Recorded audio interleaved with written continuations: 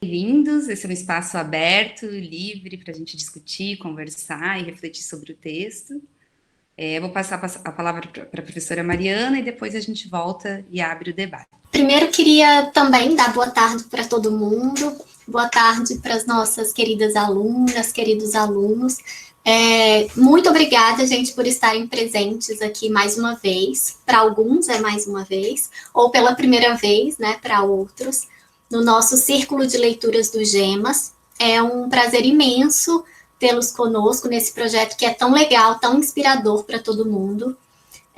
Eu entendo que o Círculo de Leituras do GEMAS já é um projeto muito querido por todos nós, do eixo de Ambiente e Saúde, do IFRJ Campus Niterói, mas que ele também tem um potencial para ser ainda mais uma marca de integração, né, entre toda a comunidade interna do campus. É um espaço em que podemos estudar juntos, fazer perguntas juntos, procurar respostas juntos, fazer proposições juntos. Então, eu vou começar fazendo alguns esclarecimentos iniciais. Primeiro, o que é GEMAS, mas a Etiane já respondeu. Para quem não sabe, é o Grupo de Estudos Multidisciplinares em Ambiente, Saúde e Sociedade. É um grupo de estudos do próprio IFRJ Campus Niterói, né? O que é o Círculo de Leituras do GEMAS, que é esse grupo de estudos? É um projeto de encontros mensais voltados ao debate de textos lidos previamente. Inicialmente, trata-se de um projeto voltado ao público do IFRJ Campus Niterói, docentes, técnicos administrativos, discentes de todos os cursos e níveis do campus, o curso técnico integrado ao ensino médio em administração e informática, curso técnico concomitante subsequente em administração, pós-graduação em gestão de projetos ambientais, pós-graduação em educação e novas tecnologias, pós-graduação em gestão de serviços. A princípio, a gente se propôs a integrar toda essa comunidade interna. O futuro, ninguém sabe, a Deus pertence. Pode ser que a gente cresça tanto que a gente tente se expandir para outras comunidades, mas por hora somos um grupo interno. Por que fazer um círculo de leituras, né? Essa é uma pergunta também que seria interessante da gente se fazer. Como nós já mencionamos há um mês atrás, a pandemia ela nos coloca em uma condição de muitos desafios pessoais e coletivos. Mas, ao mesmo tempo em que nós estamos lidando com medos e angústias relacionados às nossas próprias condições de existência, nós também estamos lidando com a incerteza sobre o futuro, que, ao que tudo indica, sofrerá modificações. Assim, o projeto surgiu como uma tentativa de estabelecermos contatos e trocas afetuosas, porque a gente está isolado, a gente não está se encontrando, ao mesmo tempo em que nós pudéssemos estudar a problemática por meio de diversas perspectivas e possíveis caminhos para esse futuro incerto, né? Por isso que é um círculo de leitura, para a gente estudar e tentar entender o que está acontecendo, mas ao mesmo tempo a gente pensar o que pode vir a ser o depois disso tudo, né? Que a gente gostaria, que a gente acha que seria o melhor para todos nós. Antes de eu entrar no tema desse encontro, fala propriamente do texto e do autor, eu queria também fazer um pedido prático para todos vocês que... eu peço que todos que puderem e quiserem, para não deixarem de se engajar nos debates e nas deliberações que estão ocorrendo no IFRJ, na nossa instituição, sobre atividades pedagógicas não presenciais. Acho que é uma questão que interessa a todos, não só docentes, mas técnicos, discentes. Então, se vocês puderem se familiarizar com o debate, participar, de alguma maneira se engajar pessoal e coletivamente, acho que pode ser de grande valor para todo mundo. Agora, entrando propriamente no tema do nosso encontro, como nós mencionamos no último encontro, que o intuito era dialogar sobre futuros possíveis, a gente foi atrás de algumas obras que propusessem reflexões sobre o tempo presente e o futuro como possibilidade em aberto. A gente até chegou a falar isso no mês passado. Nessa busca, a gente encontrou para o último mês a obra Ideias para Adiar o Fim do Mundo, do Ailton Krenak. E aí, no finalzinho do nosso encontro, para quem estava presente se lembra, mas para quem não estava, para contextualizar, a professora Rafa sugeriu a recentíssima obra do Boaventura de Souza Santos, que é essa denominada Cruel Pedagogia do Vírus. Mas quem é esse cara? Quem é o Boaventura de Souza Santos? Ele é um professor catedrático da Faculdade de Economia da Universidade de Coimbra, em Portugal. A partir da formação dele, seria possível dizer que Boaventura é um jurista, no sentido mais amplo, assim. Mas seria mais preciso dizer que ele é um pensador de muitas questões relacionadas à justiça. Ele tem trabalhos na área de filosofia do direito, na área de sociologia do direito, mas o que tem em comum nesses trabalhos é o fato de ele buscar questionar os paradigmas epistemológicos vigentes no Ocidente e tentar formatar novos paradigmas teóricos e políticos de transformação social.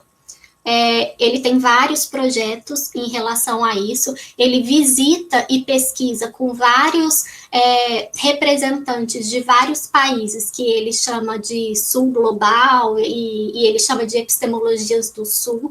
Então, ele visita o Brasil sempre, aqui em Niterói, ele está sempre pintando por aí, fazendo uma conferência, um debate, uma roda de conversa, aí vai para o Peru, vai para o Equador, vai para a Bolívia, ele está sempre se engajando com essas pautas de transformar o que nos trouxe até aqui e que talvez possa ser a causa dos nossos principais problemas, né, de justiça, etc.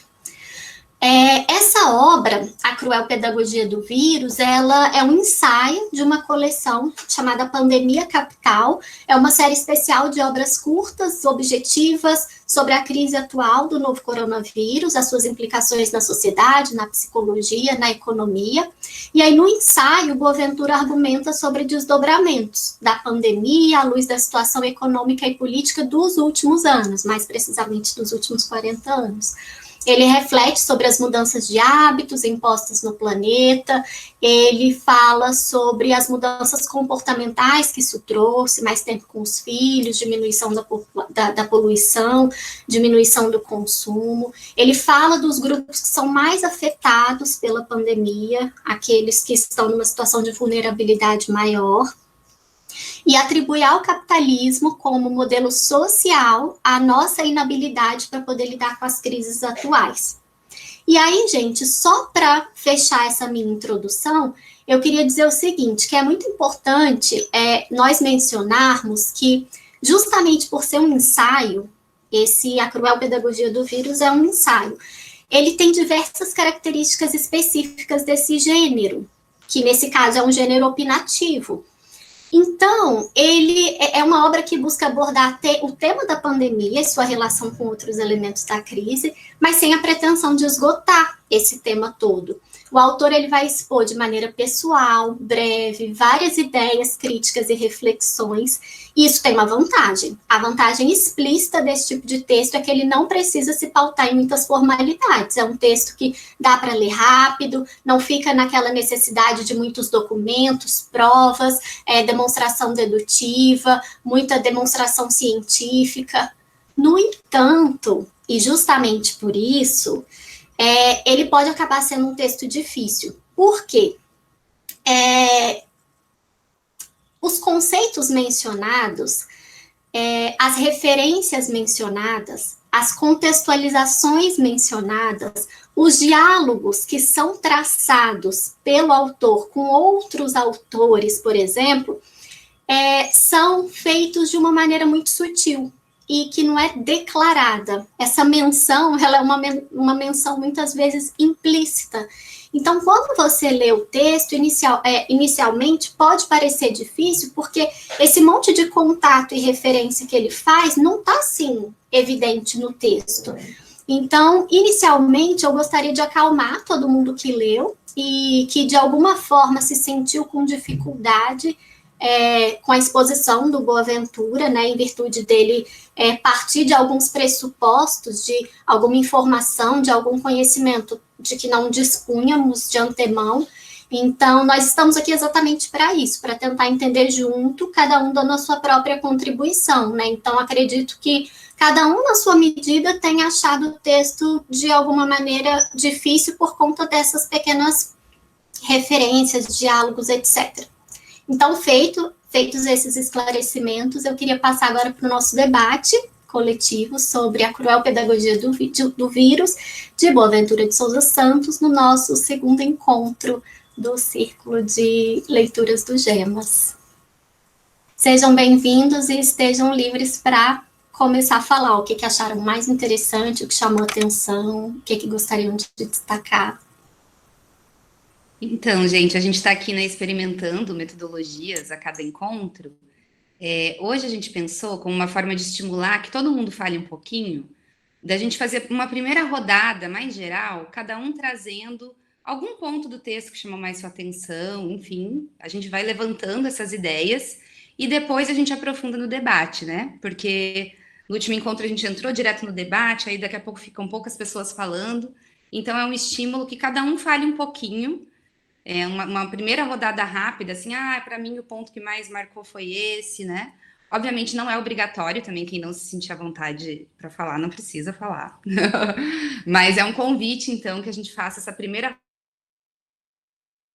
do texto que ficou se perguntando, que chamou atenção, pode ser dúvidas também, que aí depois coletivamente a gente conversa.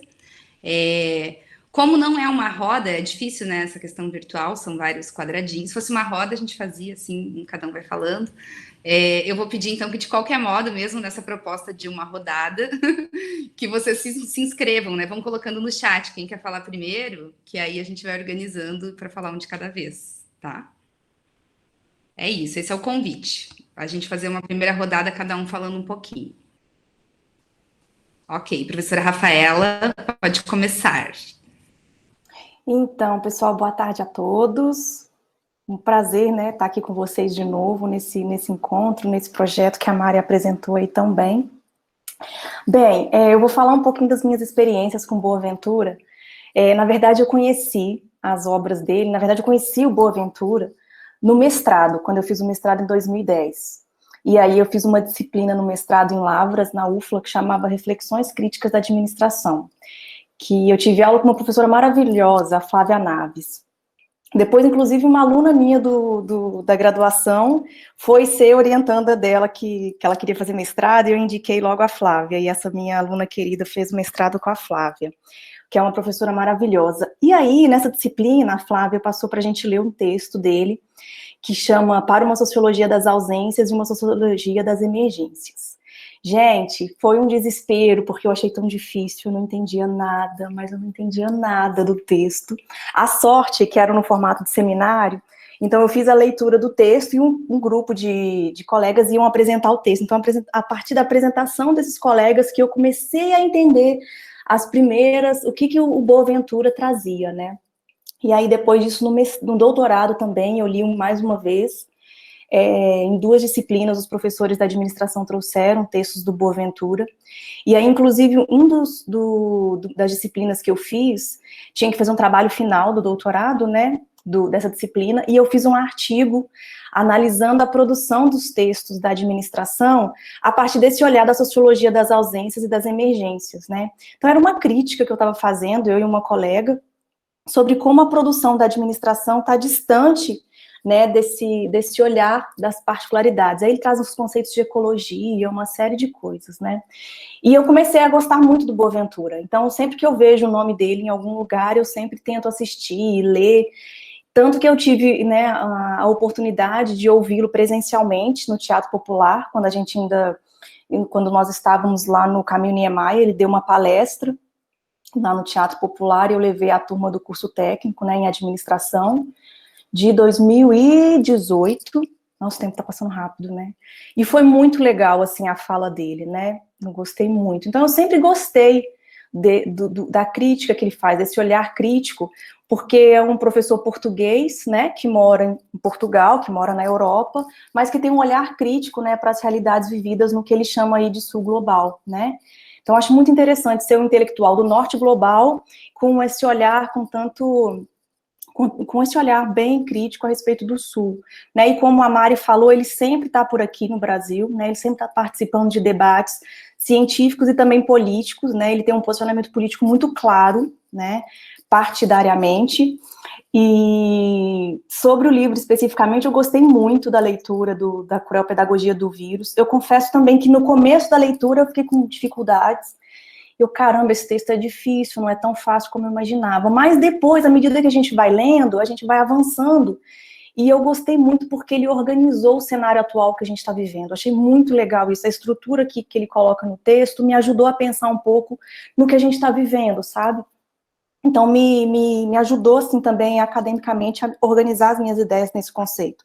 Eu concordo com a Mari, né? É um texto muito provocativo, né, eu acho que ele traz uma série de questões ali que precisam e merecem ser aprofundadas, né, mas como a Mari também salientou bem, é um ensaio, então acaba que não dá para aprofundar em muitas coisas. E uma coisa que ele falou que achei muito legal, é de que os próprios intelectuais também estão estudando o momento e aprendendo e corrigindo as percepções, né, um movimento bem cíclico, porque a gente não sabe muito bem, não está tudo muito claro, né. E, além disso, eu queria destacar que, durante a leitura, eu me lembrei de uma fala da Dani, que está aqui no nosso segundo encontro, que ela chamou a atenção do livro lá do Krenak. A Dani chamou a atenção para um trecho do livro do Krenak, que ele fala que nós não somos cidadãos, mas sim consumidores, né? Esse foi um destaque que a Dani fez e que me fez lembrar durante a leitura agora do Bolsonaro, do Boaventura, essa mesma questão que o Boaventura também passa por isso, né? Ele mostra o quanto que a política atual é interessante para essa política, para que a gente não haja como cidadão, né? E o Estado, inclusive, ele tem atendido apenas as necessidades e aspirações do mercado, né? Onde nesse mercado nós somos os consumidores. Eu até separei um trechinho aqui, ó. Ele fala bem assim, ó, na página 10. Um cidadão estranho, que só tem direitos e nenhum deveres, que remete muito àquela ideia que a Dani destacou lá do texto do Krenak, né? Mas a pandemia traz, eu acho, uma nova claridade aí pra gente. Um novo olhar.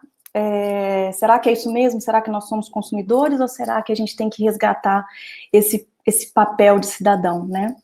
Inicialmente é isso. Muito bom. Agora, Natália. Boa tarde, pessoal. Vou entrar só com a parte de falar mesmo, porque sem condições agora de abrir essa câmera. Mas, como tem muita gente, eu vou ser bem breve. Eu separei várias partes que eu achei bem interessantes. Como eu sou bióloga, principalmente também a parte que ele fala da questão da ecologia, né? De como toda a degradação vai realmente invadindo o meio ambiente, vão surgindo as novas doenças, pandemias. Mas eu vou entrar numa outra parte aqui, que foi quando ele fala do sul da quarentena, que eu achei muito interessante, porque não é uma área que eu domino, não é algo que muitas vezes a gente, pelo menos eu, né? Não posso falar por todo mundo, mas pelo menos eu, com a cabeça muito voltada para meio ambiente, para biologia, a gente às vezes esquece um pouco dessas questões mais sociais. Então, foi o ponto que eu acho que mais mexeu comigo, que ele fala justamente das pessoas com deficiência, dos idosos, e fala da questão também dos trabalhadores de rua, os sem tetos, que eles já viviam essa quarentena, e para eles, de repente, a diferença que teve foi na questão financeira, de muitas vezes os trabalhadores de rua não poderem sair para vender, os informais também, o pessoal que é autônomo, e os idosos, que às vezes também são sempre deixados de lado, e que agora está todo mundo meio que sentindo, né? Essa exclusão social, esse distanciamento que está sendo imposto a todo mundo.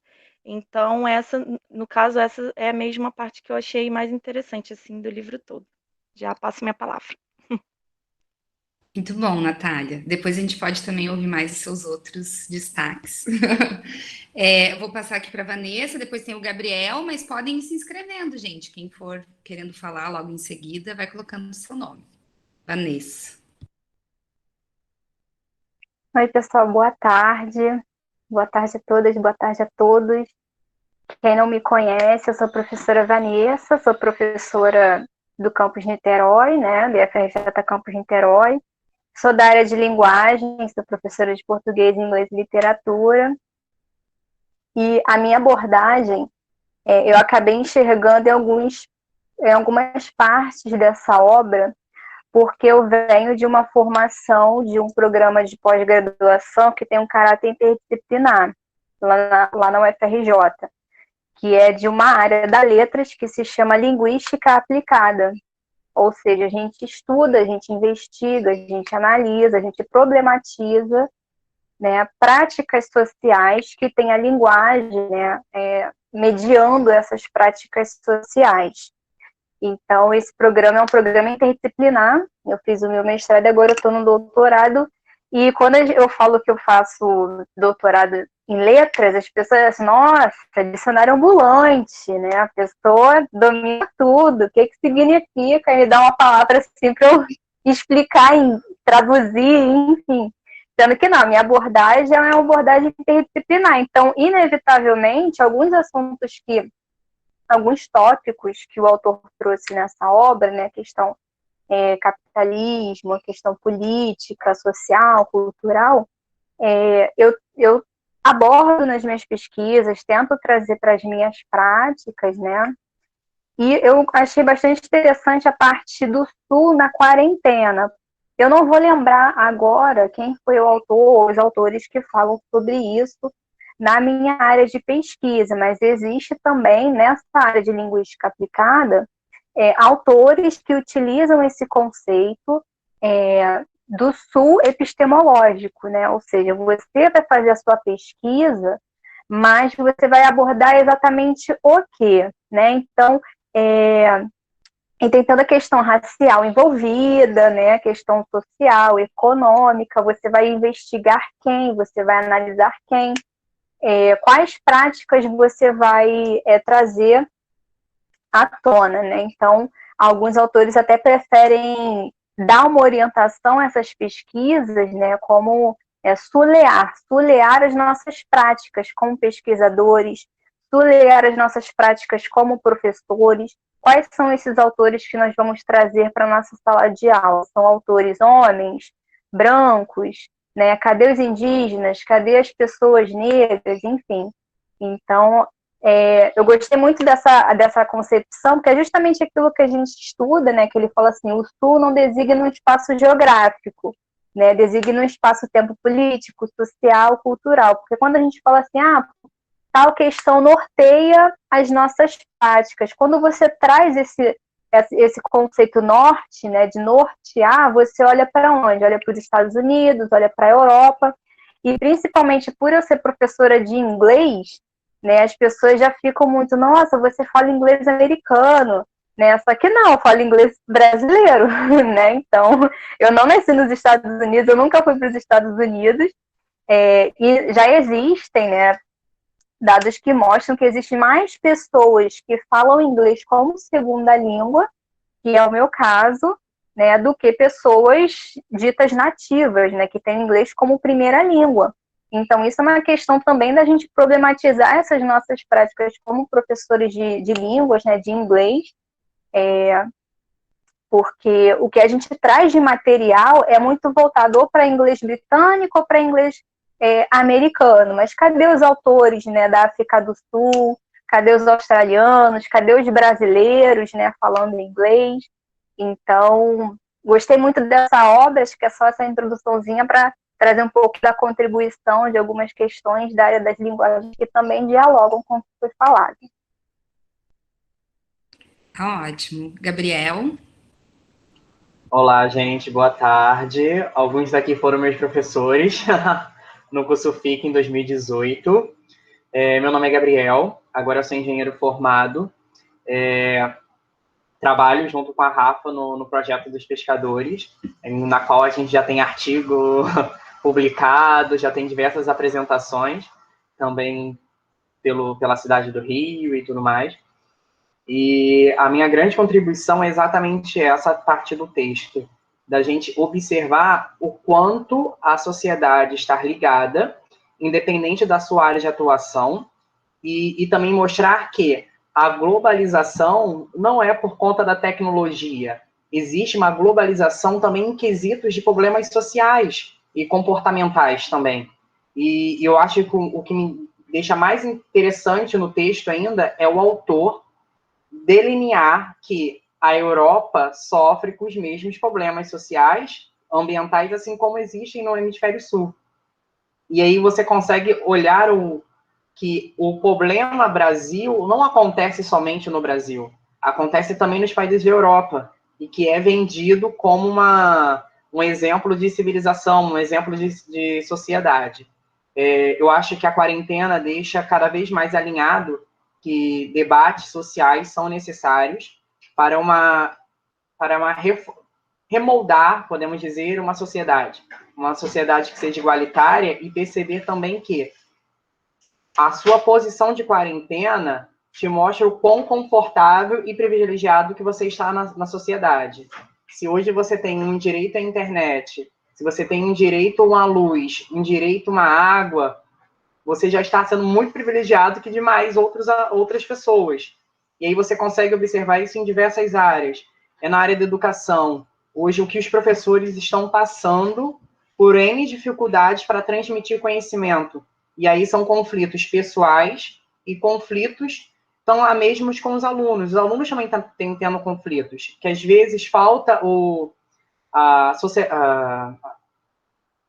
toda a troca de experiência dentro de uma sala de aula, nem todo aluno consegue perceber, aprimorar o seu conhecimento de forma mais rápida do que o outro, e aí o ensino vai demorando para ser difundido.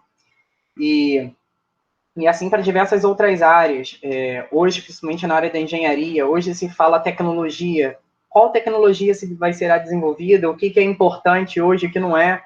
Nunca ninguém pensou que grandes fábricas fossem parar, grandes empreendimentos fossem fechar, eu digo muito isso pela minha área, de achar que todo mundo, quando é de engenharia, acha que é absoluto. Ele está construindo uma nova sociedade, e eu sempre disse isso. Que sociedade? Sociedade para quem? Atender os interesses de quem? E eu acho que o período de quarentena é exatamente isso, é uma nova forma da gente, na verdade, a gente ter um tempo a mais para pensar em novas possibilidades. E aí um grande questionamento que ele deixa no texto, quando voltarmos ao normal, qual normal será? O normal de sempre? Um novo normal? O normal para adequar a vida de quem? Em que realidade de vida? Eu acho que isso é fundamental. E é exatamente isso. Quem já pensava antes da quarentena em novos modos de viver, novos modos de consumo, já está um pouco adiante para conseguir alinhar um novo normal, né? Então, acho eu acho muito bacana, de grande valia, estar dentro desse debate, em trazer novas experiências para que a gente consiga alinhar novos exemplos para serem postos na sociedade. E é exatamente isso também, o quanto o autor já conhecia da sociedade em questão. Ele já detinha o conhecimento da sociedade que ele ia falar. E um texto publicado em abril diz muito sobre coisas que aconteceram durante agora, em junho, maio, está acontecendo agora em julho. Então, é possível a gente prever certos acontecimentos. É possível prever os comportamentos também. Acho que é um estudo fundamental diante da situação que estamos. Me ouvem? Sim. Boa tarde. Juro que eu pensei em não falar, mas... Bom, eu ia pegar um gancho no que o Gabriel, né, falou, que eu, lendo o livro e ouvindo o que ele estava falando, fica muito claro saber que era muito fácil fazer um apanhado do que vinha, né, à frente. Até porque a gente já sabe muito bem a questão da civilização que a gente está vivendo, né, com as pessoas que a gente convive, e em que mundo a gente está vivendo, né? É muito fácil você ter uma... Não digo que eu escreveria, né, o que ele escreveu, mas é muito fácil a gente ter uma noção, né, que as pessoas que são boas, já boas por si só, elas realmente teriam uma comunhão, teriam uma solidariedade maior com as outras, mas que também tem outras que estão mostrando o seu lado negativo agora também, né? Então, todas as coisas elas estão muito latentes, né? Todos os sentimentos estão muito latentes.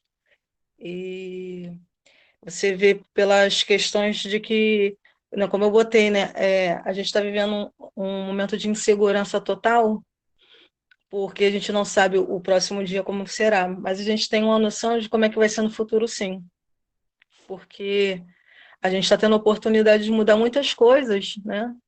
De dar mais valor a algumas outras que a gente não dava, e que se a gente não pôr em prática, a gente vai voltar a estaca zero. E eu odeio essa expressão, o novo normal, entendeu? Então, não tem novo normal. A gente pode tentar modificar o que a gente está vivendo.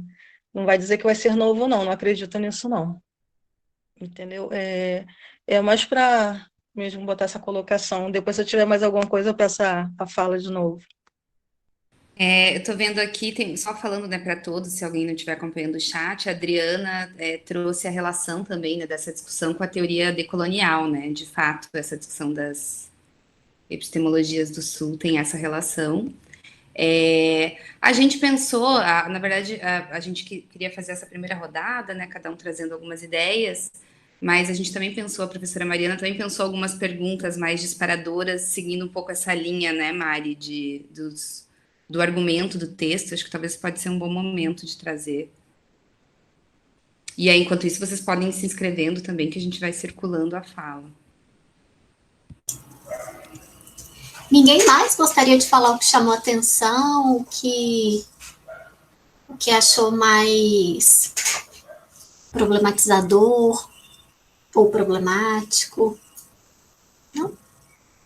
É porque eu trouxe até alguns livros aqui de indicações, assim, coisas que eu ia lendo no texto, e aí eu ia fazendo conexões com coisas que eu já tinha lido, já tinha estudado, já tinha conversado com alguém e tudo mais.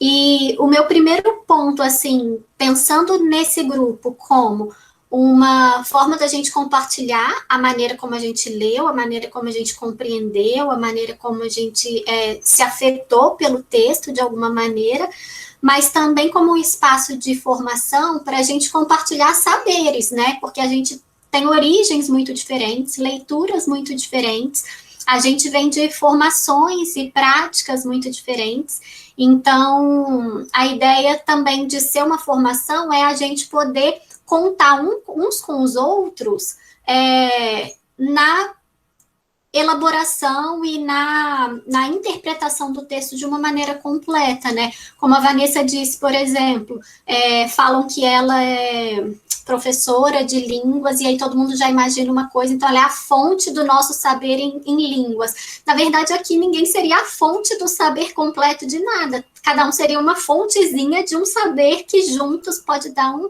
grande saber. Então, assim, a ideia seria partir do começo do texto e pensar o próprio título do primeiro tópico, né, que é Vírus, tudo que é sólido se desfaz no ar, que foi o que a Andrea mencionou.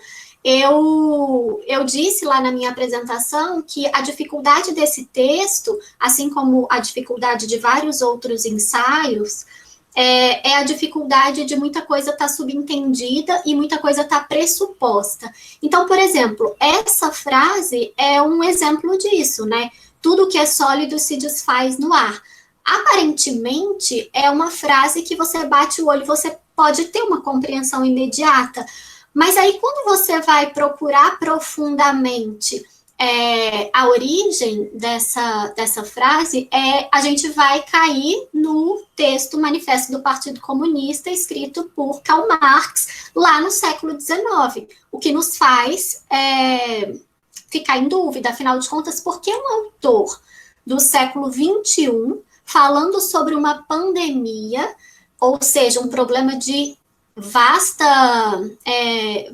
alcance, sanitário, social, político, econômico, etc., por que ele recorreu a uma frase lá do século XIX, num manifesto do Partido Comunista? Então, assim, eu vou disparar essa primeira pergunta para a gente começar a debater várias outras. Eu vou ler o trechinho do manifesto, e aí eu queria que a gente tentasse responder por que será que discutir isso faz sentido agora? Por que será que essa referência ao tudo que é sólido se desmancha no ar faz sentido para a pandemia e faz sentido para o que ele vai desenvolver? Porque ele vai falar sobre crise. E por que isso precisou dessa referência? Vou ler o trecho, gente. Ó. A burguesia só pode existir com a condição de revolucionar incessantemente os instrumentos de produção, por conseguinte, as relações de produção, e, com isso, todas as relações sociais. A conservação sem alterações do antigo modo de produção constituía, pelo contrário, a condição primeira da existência de todas as classes empreendedoras anteriores. Essa revolução contínua da produção, esse abalo constante de todo o sistema social, essa agitação permanente e essa falta de segurança distinguem a época burguesa de todas as precedentes. Dissolvem-se todas as relações sociais antigas e cristalizadas com seu cortejo de concepções e de ideias secularmente veneradas. As relações que as constituem tornam-se antiquadas, antes de terem um esqueleto que a sustente. Tudo que era sólido e estável evapora-se, tudo que era sagrado é profanado, e os homens são, finalmente, obrigados a encarar com serenidade suas condições de existência e suas relações recíprocas. Então, contextualizando esse título, que pela primeira vez foi falado lá no manifesto, alguém gostaria de comentar sobre qual relação que viu e por que ele teria usado essa frase nesse momento assim tão inicial do texto? A gente tem, por enquanto, no chat a Vanessa, né? A Vanessa queria apontar algo do capítulo 3, né? Aí não sei se a gente entra agora ou abre primeiro essa pergunta. Não, eu posso esperar, a gente tá. Pra não atropelar, né? Aham. Então tá, a partir dessa provocação da professora Mariana, quem gostaria de falar, ideias? Eu confesso que quando eu li, assim, eu fiquei... Tudo que é sólido se desfaz no ar, eu não consegui tirar uma ideia. Estou aqui raciocinando ainda, não tenho uma resposta no momento. Posso provocar mais um pouco, então? Pode. Porque logo em seguida, quando ele fala tudo que é sólido se desfaz no ar, ele começa a falar sobre a noção de crise, né? E ele vai fazer uma diferença entre a crise que é visível para a gente, a crise visível é a pandemia. As pessoas morrendo, as pessoas adoecendo, as pessoas perdendo emprego, as pessoas perdendo condições básicas de existência, de sobrevivência, e as relações sociais ficando muito esgarçadas, muito afetadas negativamente por tudo que está ocorrendo.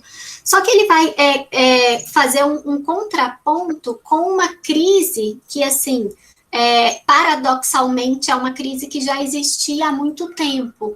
Então, é uma crise que existia há muito tempo e seria tão lesiva, seria tão danosa, seria tão problemática quanto essa que ocorre de maneira repentina. Mas ela, por acontecer de uma maneira tão diluída no nosso corpo social, muitas vezes a gente não percebe.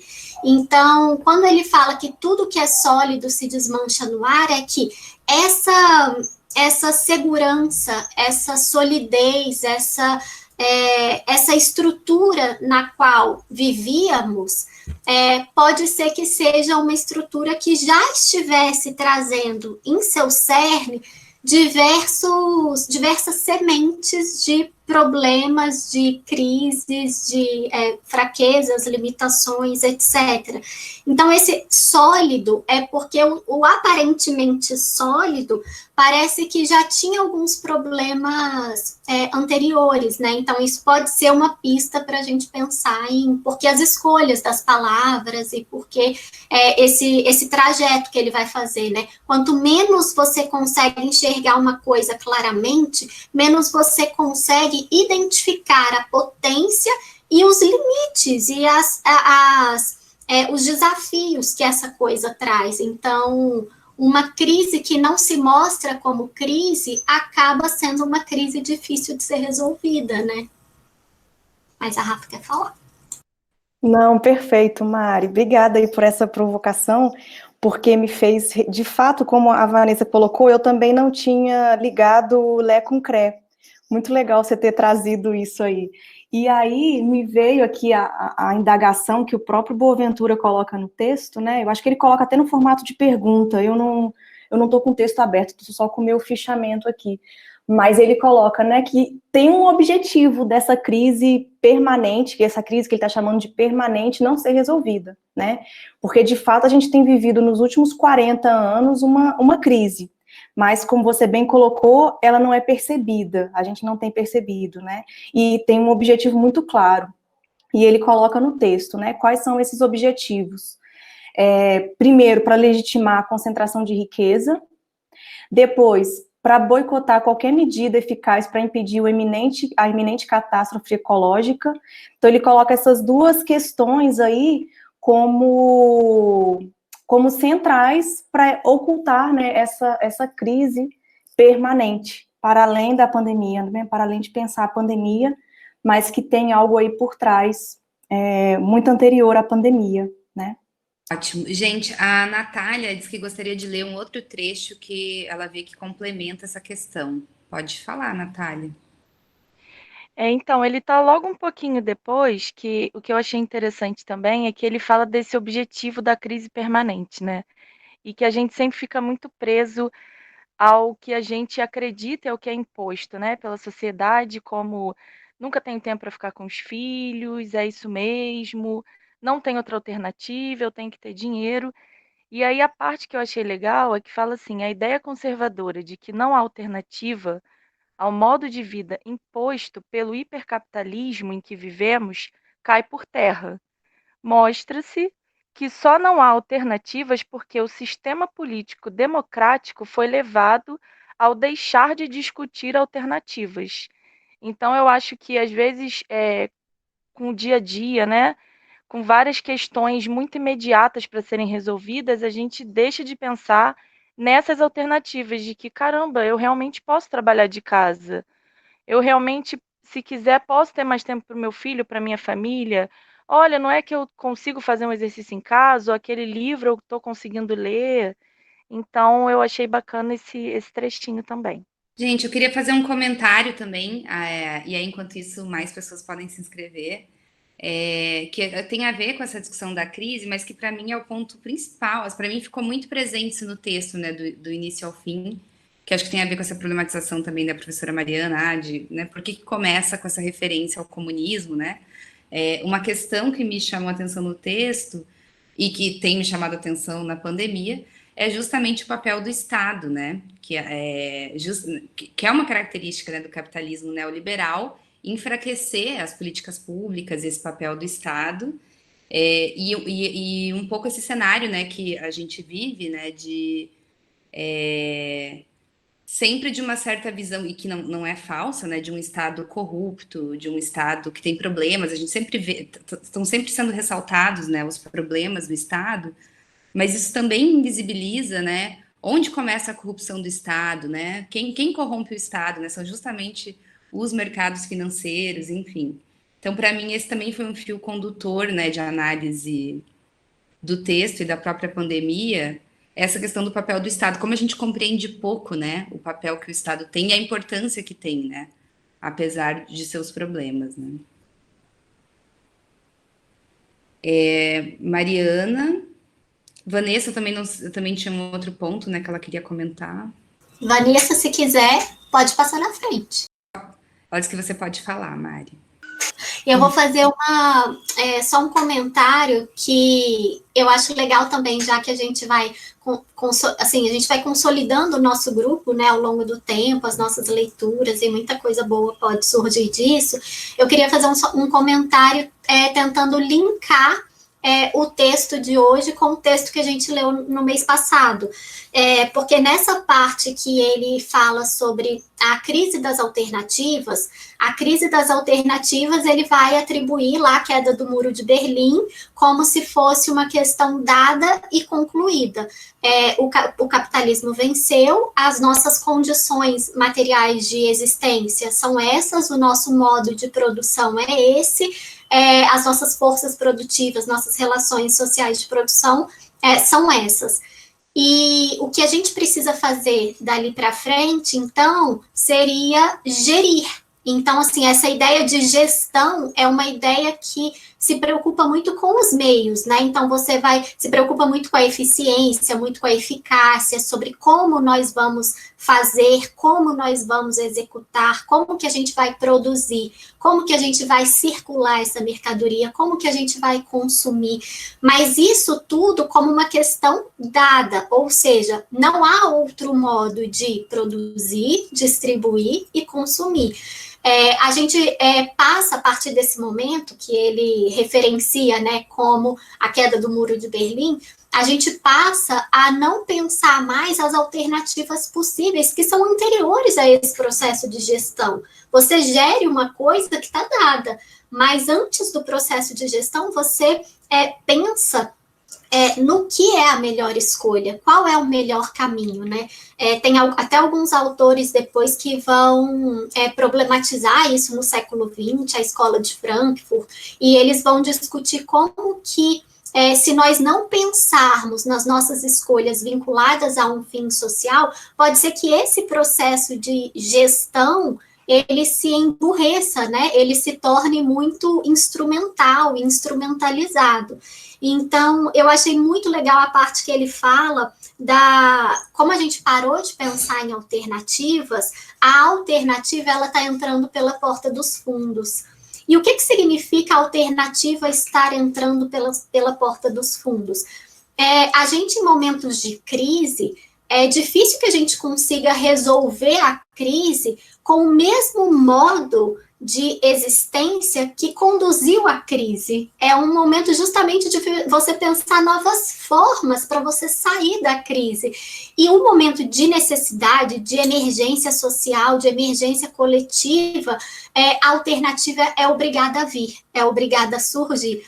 Aí eu não quero extrapolar e fazer uma interpretação como se eu estivesse dizendo que esse projeto que eu vou mencionar agora aqui seja uma alternativa sistêmica e tudo mais, mas eu achei muito legal porque no dia anterior ao dia que eu li o texto, eu vi uma reportagem dizendo pandemia na favela, a realidade de 14 milhões de favelados no combate ao novo coronavírus. Ela foi uma reportagem que apresentava essa pesquisa realizada pelo Data Favela, em parceria com o Instituto Locomotiva, da CUFA, que é a Central Única de Favelas, e da Favela Holding. Gente, e essa pesquisa mostra como que no interior das favelas a solidariedade não é mais uma opção, é uma forma de vida. Porque sem serem solidários, é como se as pessoas não pudessem passar por essa tormenta. E esses modos, né, esses movimentos sociais de resistência e de reexistência, eles acontecem muito porque alternativas precisam ser pensadas em momentos emergenciais. Então, por isso que é pela porta dos fundos, porque não é globalmente organizado, porque não é pensar estruturalmente a mudança das coisas, porque não é repensar o nosso modo de produção, porque não é repensar o nosso modo de consumo. Na verdade, abrir mão de certos pressupostos neoliberais para conseguir existir. Isso eu achei que tem tudo a ver com o que o Krenak fala, porque o Krenak ele não propõe, na obra do mês passado, uma alternativa. Ele apenas fala para a gente, chegou na hora de a gente parar com esse negócio de pensar só na gestão, sem pensar estruturalmente numa nova vida. A gente já viveu de outras formas ao longo do trajeto humano, e a gente pode viver de outras formas, se a gente não perder a imaginação política, né? E eu achei muito legal o Boaventura falar da imaginação política, que tem tudo a ver com essa ideia do Krenak de apresentar outros mundos. Então, assim, ele também não, como é um ensaio, ele também não apresenta uma resposta fechada, mas ele fala, se a gente parar de imaginar novos mundos possíveis, aí eu acho que a gente vai ter um problema, porque a gente vai voltar inevitavelmente para a causa da nossa crise. E a gente vai voltar de uma maneira piorada, porque a gente vai voltar com desemprego, com fome, com miséria, com os estados querendo aumentar ainda mais a austeridade fiscal, flexibilização das leis trabalhistas, de modo que as pessoas possam se reinventar na crise, e a gente chegue a patamares indianos, africanos, aqui falando de Brasil, né, do trabalho informal. Então, se a gente não se exercitar, se a gente não repensar o modo de existência, o que já está dado é um caminho. Sem caminho a gente não vai ficar, a gente vai ter o que nós temos até hoje. Mas será que ele está nos servindo como sociedade, como planeta, como nação, como povo? Será que está sendo suficiente? Jogo mais essa problematização para o grupo. Muito bom. Quem gostaria de comentar? Vanessa, se quiser falar agora, que a sua fala ficou pendente. O chat tá bombando, né? Tô vendo aqui que tem várias. Quem tá escrevendo no chat também pode falar. Natália, Adriana Pereira, Adriana Rangel estão trazendo discussões. Você quer falar, Rafa? Uhum. Quero fazer um comentário, porque a Natália colocou aqui no chat essa frase, esse trecho muito legal mesmo. Olha, os governos com menos lealdade no ideário neoliberal são os que atuam mais eficazmente contra a pandemia, independente do regime político. Quando eu li esse trecho, ele me fez lembrar de um outro livro que eu acho que eu já comentei com os alunos em alguma das minhas aulas, que é um livro chamado Chutando a Escada. É de um economista coreano que ele mora na Inglaterra, né, há muitos anos. Ele é professor, eu acho, não sei de qual universidade que ele é professor, e o livro chama Chutando a Escada, né, e esse economista faz uma análise muito bacana sobre a postura dos estados, né, dos diversos estados do mundo. Aí ele coloca lá Japão, Estados Unidos, que mais tem lá?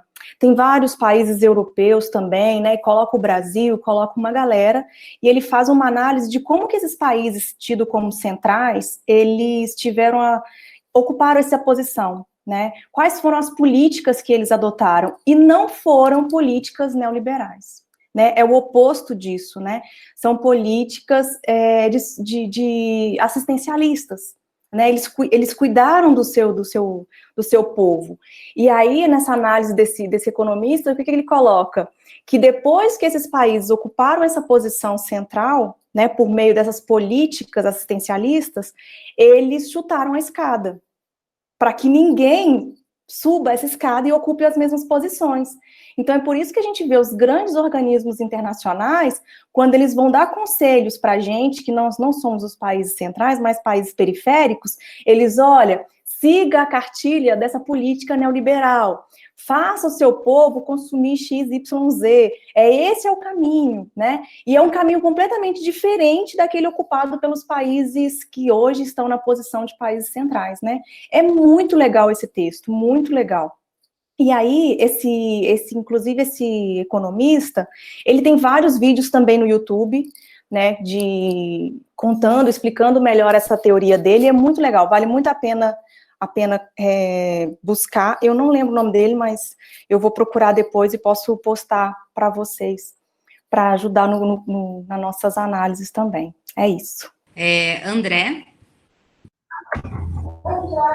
Alô, olá pessoal, boa tarde a todo mundo. É uma alegria estar olhando aqui para vocês e ouvindo, né? Principalmente vendo aí professores que não são, ainda não dão aula no eixo ambiental, mas estão presentes aí também com a gente, né? Isso é muito essas ligações aí nesse momento de isolamento, né?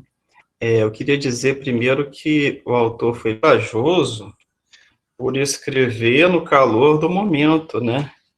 Existe uma tradição aí na historiografia que é aguardar um distanciamento dos fatos para você ter uma clareza, né?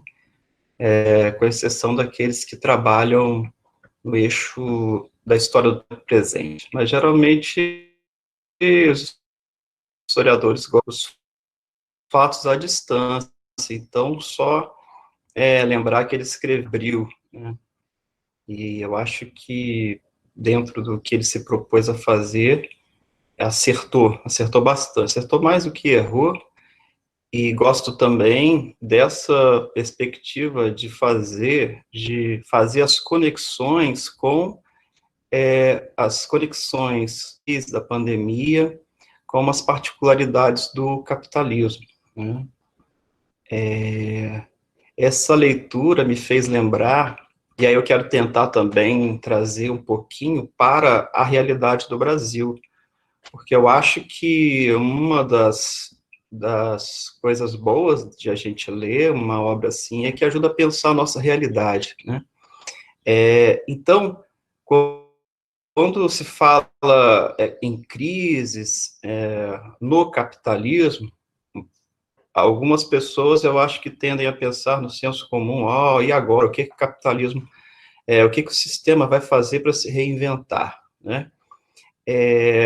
Então, eu lembrei de uma autora, que é a Naomi Klein, que ela traz um trabalho sobre a doutrina do choque e o capitalismo, a ascensão do capitalismo de desastre. E a tese central dela é mostrar como que um ideal neoliberal, que lá nos anos 50, nos anos 60, ninguém dava muito crédito, você tinha pessoas pregando no deserto, né? Você tinha um mentor de estudo, que era um economista austríaco, que é o Friedrich von Hayek. E a ele se associou o Milton Friedman, da Universidade de Chicago, né?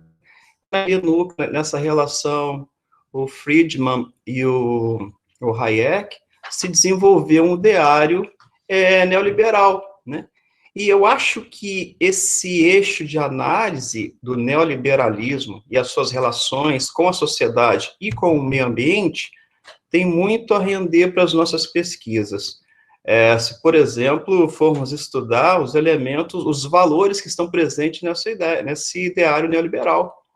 E ali você tem claramente ideias como a desigualdade é um valor positivo, a cobiça, o egoísmo, o individualismo, que o livre mercado é quase que uma divindade que autorregula a sociedade.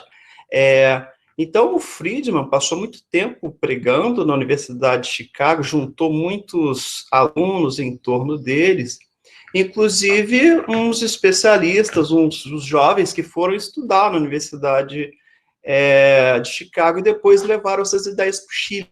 E aí, no contexto da ditadura de Pinochet, em 73, eles conseguem implementar uma série de medidas neoliberais, né? E assim, ao longo da história, 76, na Argentina, foi falado sobre a queda do muro a partir de 1989, 1990, com Gorbachev, Boris Yeltsin na União Soviética. Antes disso, a Margaret Thatcher na Inglaterra e o Reagan nos Estados Unidos. Então, essa ideia de que você tem que permitir o mercado e regular a sociedade, ela foi construída aos poucos, né? Depois da queda do Muro de Berlim, ela ganhou praticamente um consenso, né? E o capitalismo se viu como uma única opção praticamente impedindo o debate e a discussão sobre novos projetos de sociedade. Mas o que eu quero chegar é o seguinte, no nosso ponto atual no Brasil, então, antes disso, no centro da ideia da Naomi Klein, a tese dela é a seguinte, é que a doutrina do choque, esse grupo de pessoas que pensam, ligados às grandes corporações, e que loteiam os estados, é assim, a ideia é, precisamos aproveitar os momentos de crise, e é nos momentos de crise, quando a sociedade encontra-se atordoada, esse é o nosso momento de impor as notas.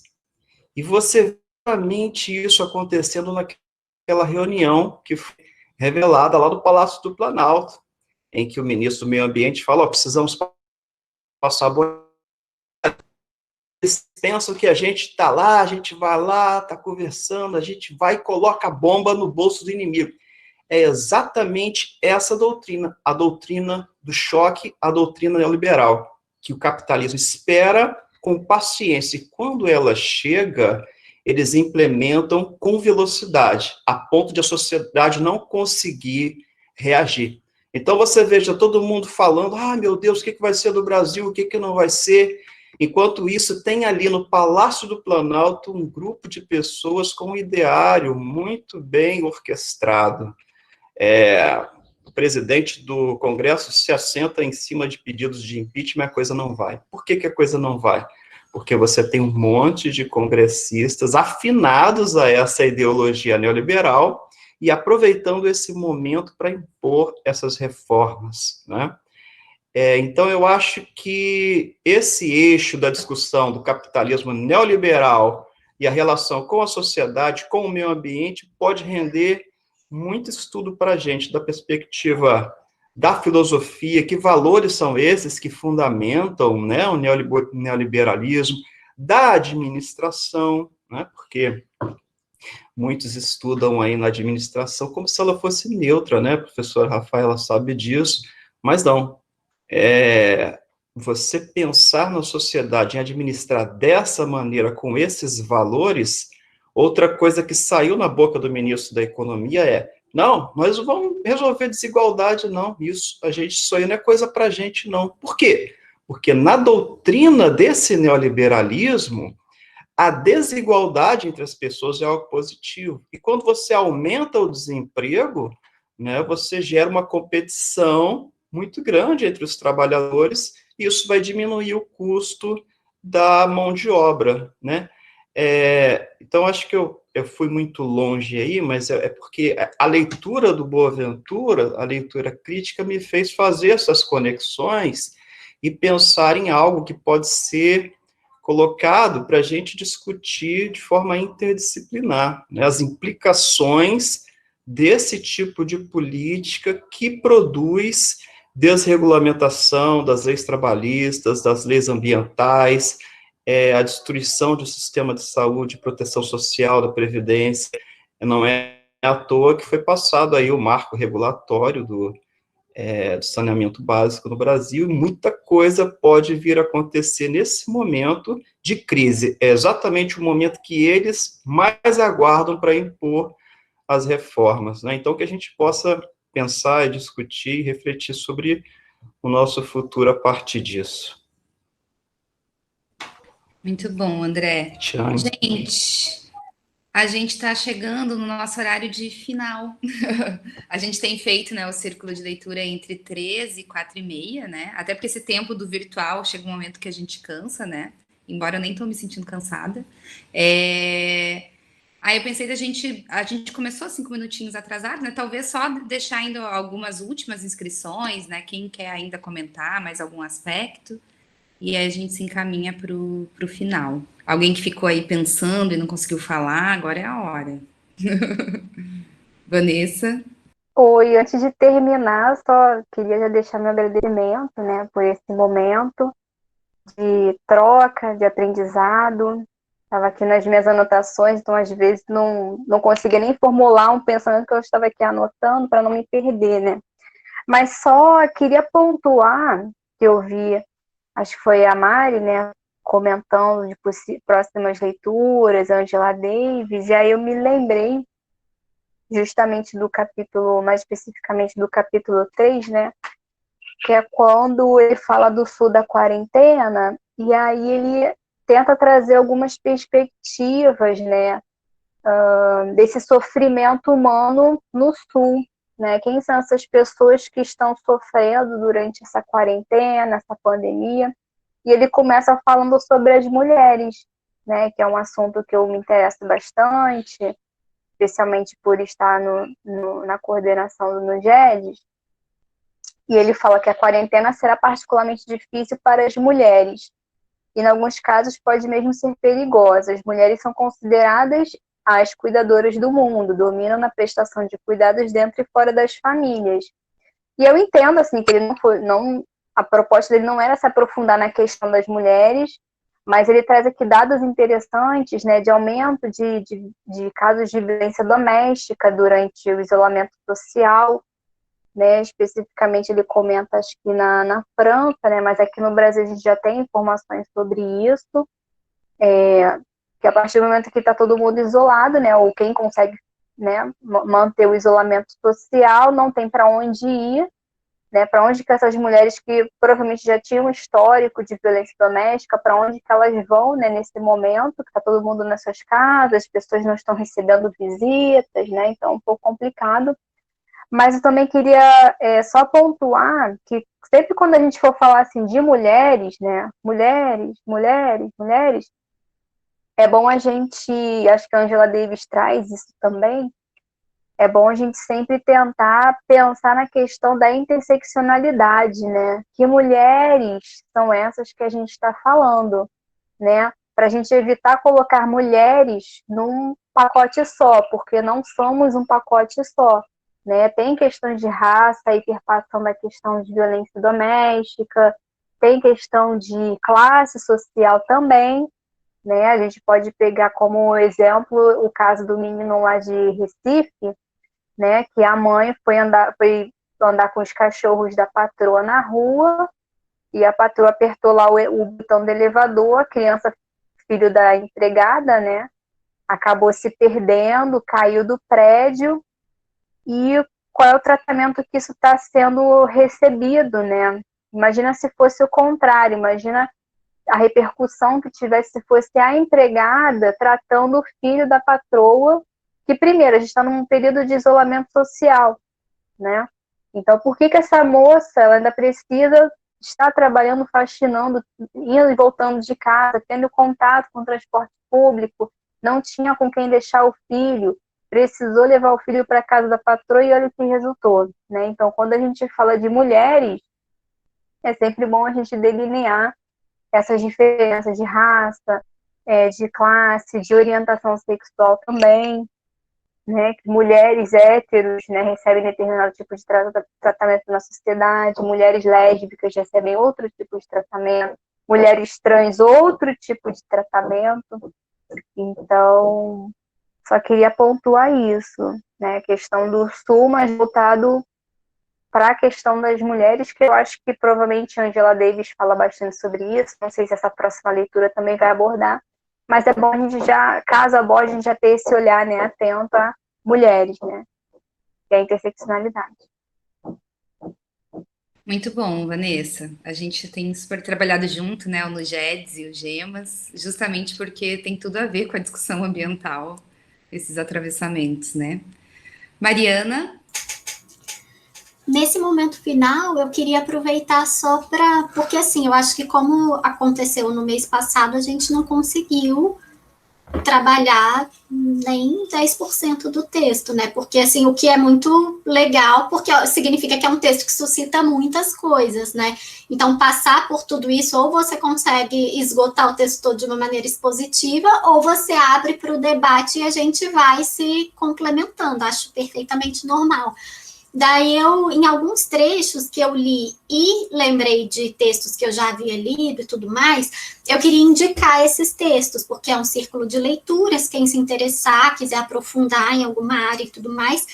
Quando ele fala sobre o trabalho informal, e ele dá o exemplo da Índia, de alguns países africanos e tudo mais, Um livro que eu indico, gente, o meu, ele é de 2006. Então, algumas coisas, por exemplo, que o Boaventura falou, aqui no livro ainda são dados um pouco desatualizados, porque ele já falava números parecidos, mas são ainda números menores. Chama Planeta Favela, eu nem sei se dá para enxergar, do Mike Davis, e tem um capítulo, que é o capítulo 8, chama Humanidade Excedente, Humanidades Excedentes, se não me engano, é uma pergunta, e devia ter marcado a página, né, gente, mais inteligente seria. Não, Humanidade Excedente. E aí, eu vou ler só o trechinho inicial do capítulo para despertar, que é um proletariado sem fábricas, oficina nem trabalho, e sem chefes na confusão dos empregos ocasionais, afogando-se na sobrevivência e levando a vida como uma trilha em meio às brasas. E aí, nesse capítulo, ele fala sobre os efeitos do trabalho informal, efeitos que muitas vezes a gente não comenta, como, por exemplo, o trabalho infantil, a prostituição infantil, que são tentáculos de um mesmo problema, né? Hoje a gente tem a questão dos entregadores no Brasil, que o André até mencionou no nosso grupo. Tem muitas questões, assim, que partem desse problema de desregulamentação. Acho que é um livro que vale a pena, especificamente esse capítulo. E o outro, gente, é esse aqui, ó. Vê se dá para ver. Dá? O que o dinheiro não compra, os limites morais do mercado. Esse Michael Sandel é um professor de Harvard e ele é meio que um popstar da filosofia no momento. E aí ele fala que o problema do mercado não estaria exatamente na construção, na concepção do mercado como foi forjado lá na origem do capitalismo. Ele fala, bom, há diversas vantagens em termos de eficiência e eficácia em você produzir e em você distribuir e você fomentar o consumo a partir da noção de lucro, competitividade, meritocracia. São valores que, numa lógica de mercado, fazem sentido. E aí ele fala, o problema é que cada vez mais a gente está expandindo a lógica do mercado para todas as áreas da nossa vida. E aí ele diz, se a gente expande para a educação, se a gente expande para a saúde, se a gente expande para a segurança, se a gente expande para o meio ambiente, você acaba degenerando alguns valores essenciais. E aí ele vai dizer, a partir do momento que você regula, organiza a lógica da saúde, por exemplo, a partir da lógica do mercado, significa que você deixa de considerar a saúde um direito e você passa a considerar a saúde um bem. Ou seja, você pode comprar, você pode vender, você pode cambiar, né, isso. E isso é um problema em si. As consequências são terríveis. A partir do momento que você começa a entender que a vida é algo a ser regulamentado pela lógica do mercado, ela também pode ser vendida, pode ser comprada. E assim, tantas outras áreas da nossa vida. É uma discussão ética, porque ele é um filósofo da moral, mas ele trabalha sobre esses limites do mercado, né? Essa necessidade de limite do mercado para que a gente não degenere certos valores essenciais à existência humana e não humana. São duas indicações que eu deixo, acho que valem a pena. Muito bom. Gente, eu coloquei no chat, não sei se vocês viram o link, né? Que é onde vocês... É o que a gente conta como lista de presença, né? Emissão de certificado.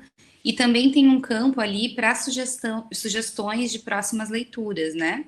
Vi aqui que a Andréia apoiou também essa perspectiva que a Vanessa trouxe, de pensar a partir das mulheres, talvez, né? Acho que é uma boa sugestão.